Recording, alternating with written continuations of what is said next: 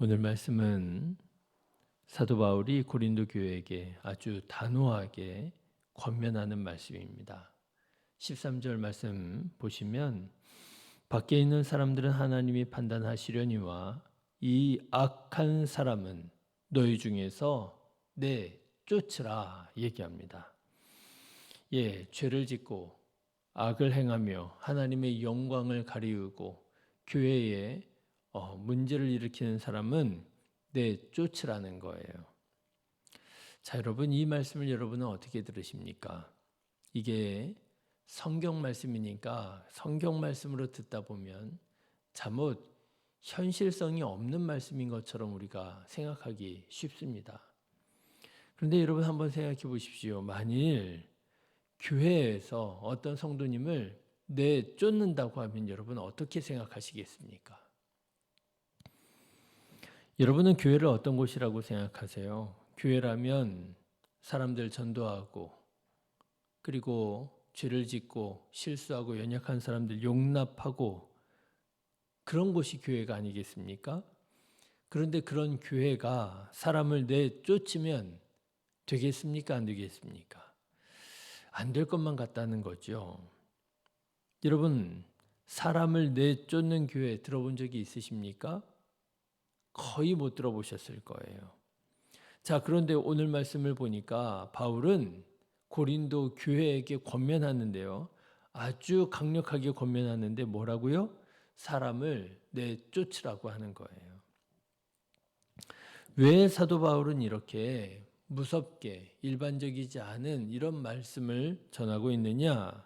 왜냐하면 당시 고린도 교회 성도 중에 정말 악한 일을 했는데요. 어떤 악한 일이냐면 세상에서도 찾아보기 어려운, 세상에서도 듣기 어려운 악한 일을 행하는 사람이 있었기 때문이라고 하는 것입니다.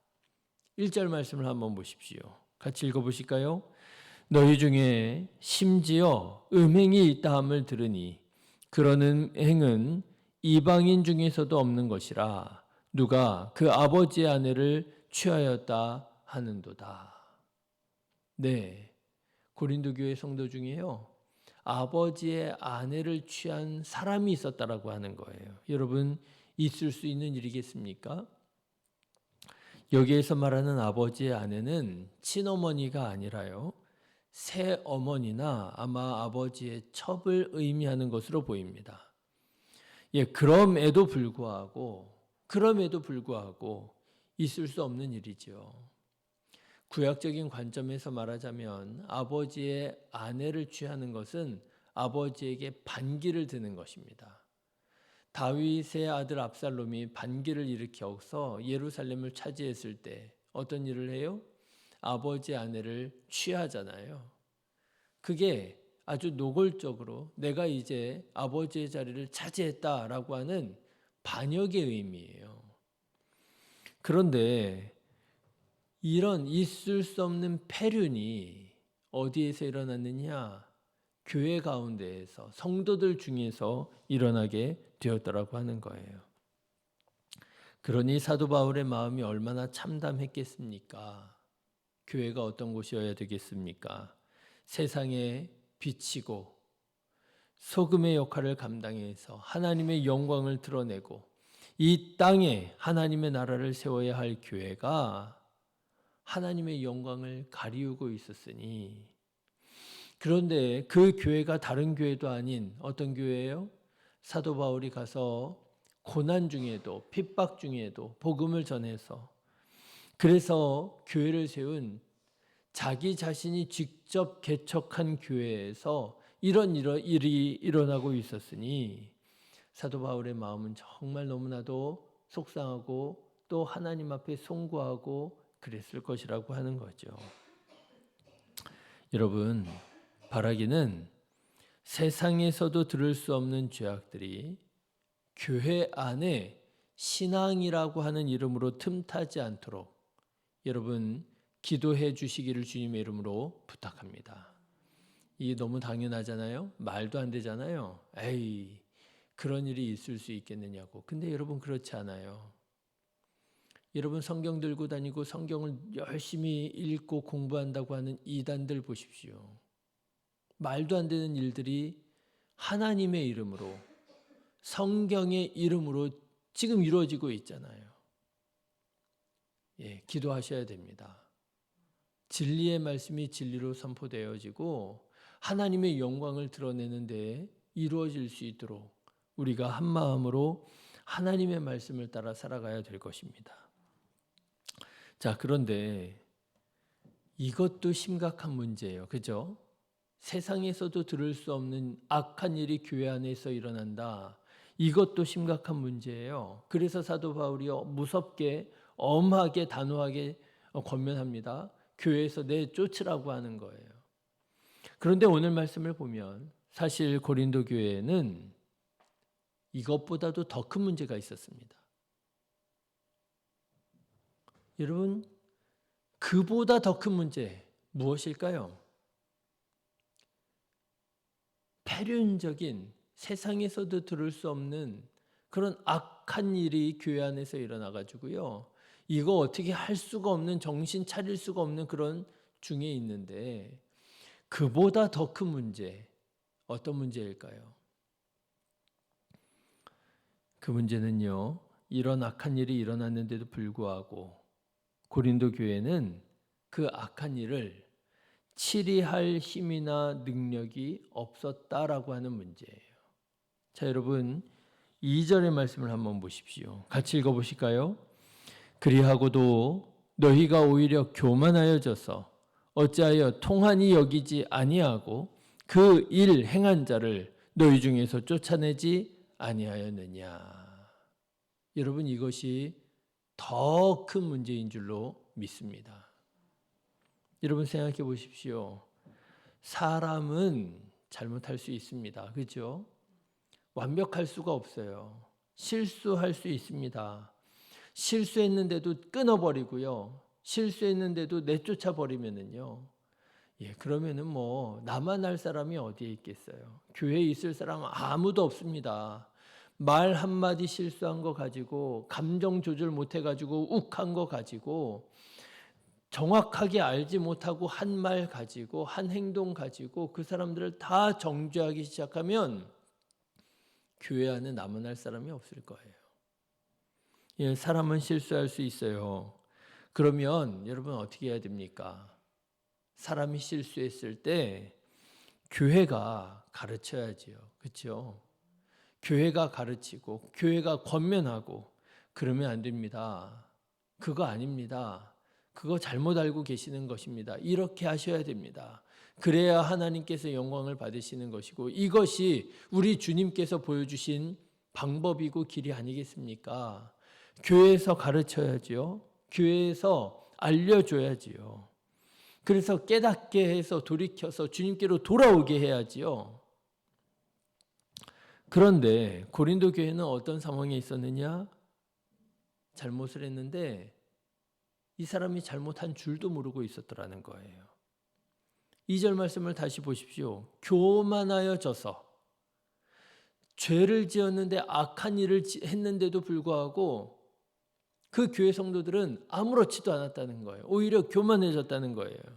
또 보십시오. 통한이 여기지 아니하고 우리 안에 그런 정말 입에 담을 수도 없는 폐륜적인 일이 일어났는데 가슴을 치며 회개하는 사람이 없었더라는 거예요. 통한이 여기지 않았다는 거예요. 죄를 죄로 분별할 줄 모르고 죄를 지은 사람에 대해서 가슴 아파하지 않고 아무도 그것이 죄라고 가르쳐주지 않고 바로잡아주지 않고 있었더라고 하는 것입니다. 여러분, 이게 더 큰 문제예요. 개인은 실수할 수 있습니다. 개인은 범죄할 수 있습니다. 그런데 교회는 그 실수한 사람을 바로잡아 줘야 되는데 바로잡아줘야 할 교회가 바로잡아주지 못할 때 오히려 교만해질 때 통한이 여기지 못할 때에 이거는 정말 어떻게 할 수 없는 더 큰 문제가 되더라고 하는 것입니다. 이제는 그 죄악이 그 사람에게만 머물러 있지 않았을 거예요. 그래도 되나 보다. 그렇죠? 이래도 되나 보다. 그 죄악이 주변에 있는 사람들에게까지 퍼져나가기 시작했을 것입니다.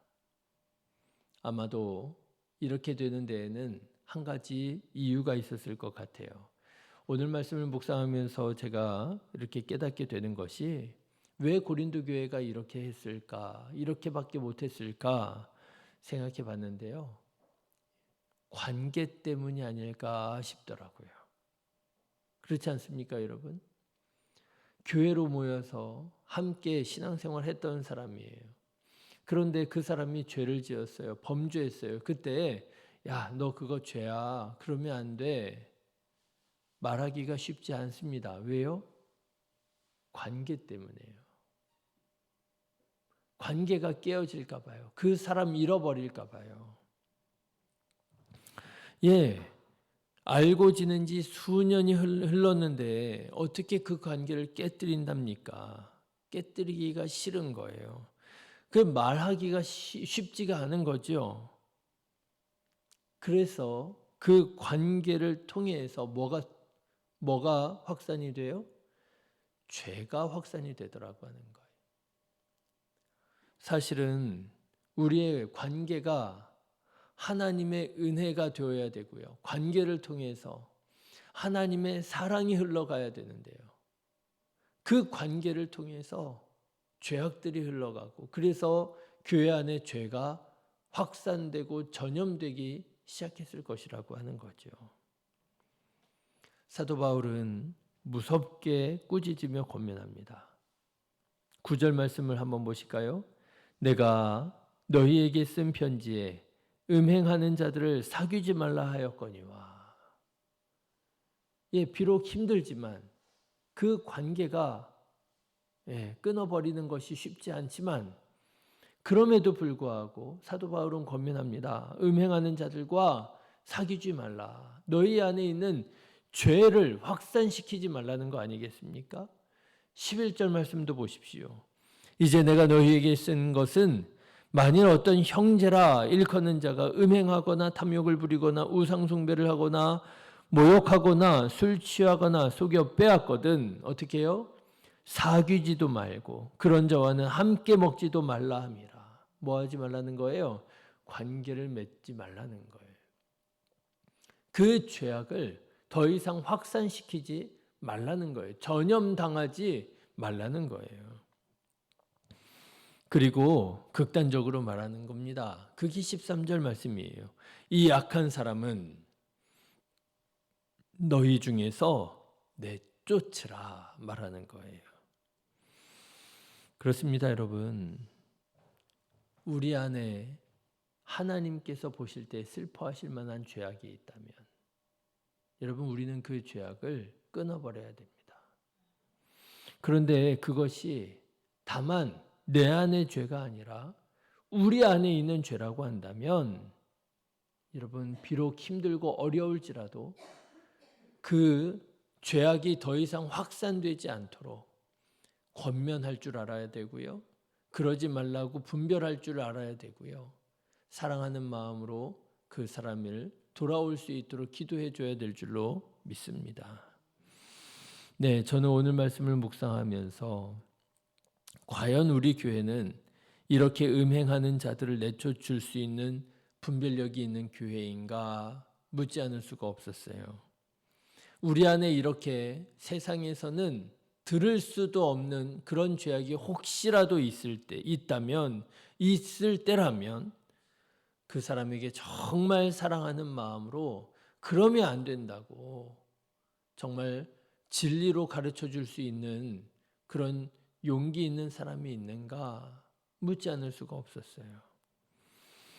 여러분 바라기는 우리 교회 모든 성도님들이 다 진리로 바로 서서 죄악으로 분별하고 그리고 혹시라도 우리 안에서 실수하고 죄를 짓는 사람이 있다면 그에게 담대하게 정확하게 말할 수 있는 그런 분별력 있는 성도님들이 되셔서 이 세상의 빛이요 소금의 사명을 감당하고 오히려 잃어버린 영혼들을 주님께로 돌아오게 만드는 저와 여러분 다 되시기를 주님의 이름으로 축원합니다.